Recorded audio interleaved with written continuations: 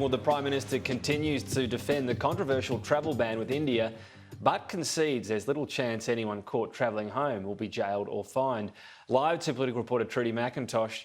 Trudy, the government saying essentially, it was never our intention, even though this was clearly dropped out to the media and then confirmed via a midnight press release. Tom, you do get a sense that there is a shift in the tone from the Prime Minister, certainly feeling the heat on this issue in the last few days. Now Scott Morrison is saying that there's virtually no chance that people who somehow managed to make their way back from India within 14 days to Australia would face hefty jail time or fines. That's despite the fact that the government was very keen to trumpet this announcement, releasing that midnight press release on Friday night. It begs the question, if they weren't ever planning on imposing these sort of penalties on people, why did they go out of their way to make that such a big public statement? In terms of the actual policy when it comes to the travel ban, the Prime Minister in the last few days as well, trying to make it clear that this is a temporary pause, that this is not something he believes will be in place for a long period of time. Reviews are underway. It's May 15 is the date for now that it's scheduled to lift, but that could happen earlier. Here was the Prime Minister this morning. I think the likelihood of anything like that occurring is pretty much zero. This is a measure which ensures that we can keep Australia safe at this time and we can get more Australians back safely. I mean, frankly, if we'd not put these measures in place and we saw the rates of increase of the virus coming through in these flights, putting stress on our quarantine system, breaking out across the country and seeing a third wave, then equally you would have told me, pretty bluntly I suspect, that I'd failed Australia.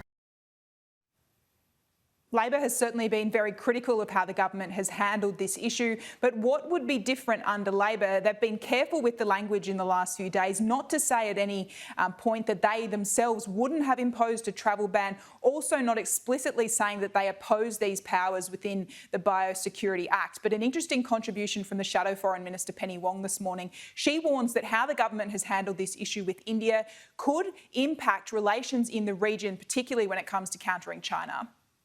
The question of how we handle a much more aggressive or much more assertive China is the central question in Australian national security and Australian foreign policy. Central to that are strong relationships in our region. I don't think the way the government is currently dealing with the India relationship is consistent with that. I think that, putting out a press release trumpeting tough sanctions overnight on a Friday night, as Gary Hunt did, talking of jailing people for coming to Australia, I just don't think is the right tone, and I don't think it's the right approach.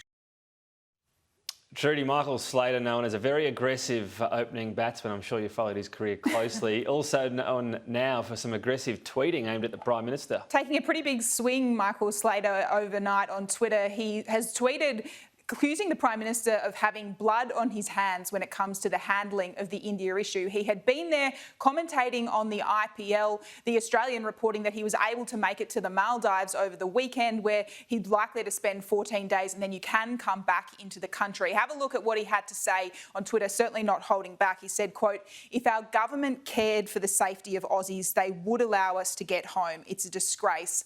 Blood on your hands, PM." Here was the response from the Prime Minister this morning, certainly contesting that. No, it's obviously absurd. What we're doing here is we've got a temporary pause in place because we've seen a rapid escalation in the infection rate of people who have travelled out of India. That is putting enormous pressure on our system.